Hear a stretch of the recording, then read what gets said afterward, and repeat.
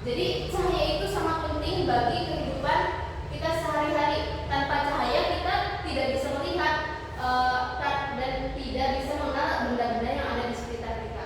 Coba bayangkan, kalau misalkan ketika kita ada di ruangan yang terang, terus tiba-tiba lampunya itu mati. Nah, proses penglihatannya itu kan kurang pencahayaan, jadi kita kurang mengetahui benda apa saja sih yang ada di sekitar kita. Nah, di sini cahaya merupakan unsur utama yang memungkinkan manusia untuk melihat sebuah benda tampak karena cahaya mengenainya, lalu dipantukan ke arah mata. Nah, jadi cahaya itu membantu mata untuk kita melihat benda apa saja yang ada di sekitar kita. Nah, tanpa cahaya mata tidak dapat menangkap informasi apapun sehingga lingkungan terlihat gelap. Oleh karena itu, keberadaan cahaya sangat menentukan terjadinya proses penglihatan. Nah, di sini ada gambar seperti saya ini yang ini. Kelihatan nggak? Ya. Yang kedua ada pupil. Pupil itu fungsinya untuk mengatur banyaknya cahaya yang masuk. Nah, pupil yang mana itu yang digambar? Ini yang hitam. Oh iya. Yang kecil-kecil ya? Iya, pintar. Terus yang kedua ada iris. Iris itu mengatur kecilnya pupil. Nih, ini nih, yang putih-putih ini.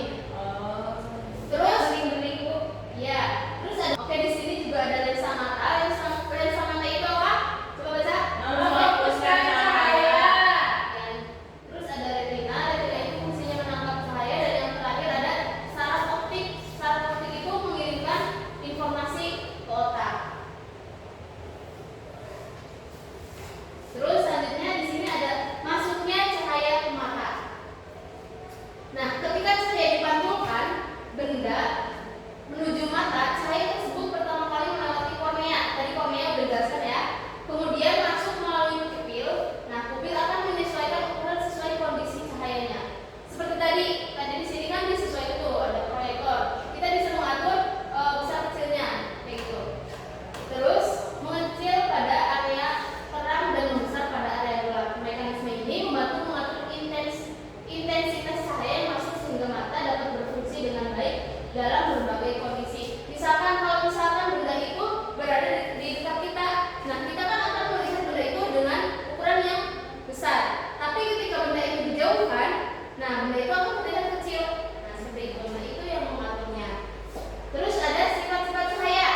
Di sini cahaya itu ada yang merambat lurus, cahaya bergerak dengan garis lurus. Contohnya kayak misalkan senter kalau misalkan dinyalain, nah itu tuh senter termasuknya cahaya merambat lurus. Terus dapat dipantulkan. Cahaya bisa kembali ke arah saat mengenai permukaan tertentu, misalnya cermin. Kalau misalkan kalian pernah ngaca nggak? Pernah. Nah, kalau misalkan kalian ngaca itu kan kalian melihat muka kalian sendiri. Ya, Bu. Nah, itu cahaya sifatnya cahaya dapat dipantulkan. Terus yang ketiga dapat dibiaskan. Cahaya dapat dibelokkan ketika melewati dua medium berbeda. Misalnya dari udara ke air. Contohnya misalnya kayak gini. Contoh sederhananya misalkan kayak sedotan itu kan ada gelas terus ada diisi air. Nah, nanti kalau dikasih sedotan itu akan terlihat bengkok. Nah, itu cahaya dapat dibiaskan. Ada contohnya? Kayak panah ya, Bu. Iya, nih, pintar. Di sini ada yang pertama, pantulan cermin. Berarti ini cahaya sifatnya apa? Cahaya dapat. Iya, terus ada bayangan. Nah, di sini ada contoh langsung bayangan nih. Nah, ini kan bayangan. Nah, itu cahaya disebut bayangan. Terus yang ketiga pembiasan cahaya yang tadi. Nah, ini kan padahal sedotan itu lurus, tapi ketika ini dimasukkan ke air akan terlihat bengkok. Seperti itu. Terus yang terakhir ada cahaya merambat lurus. Tadi dari center. Itu kan lurus. Nah, bagaimana sih cara menjaga kesehatan mata? Tahu nggak bagaimana? Belum tahu. Nah, di sini Ibu ada 3 contoh cara menjaga kesehatan mata. Sebenarnya ada banyak caranya, misalkan dari menjaga makanan, misalkan kalau misalkan dari sayuran itu yang buat mata itu apa? Wortel. Pinter. Nah, kalau misalkan kita sering makan wortel, kita bisa menjaga kesehatan mata. Di sini ada 3. Yang pertama, menggunakan cahaya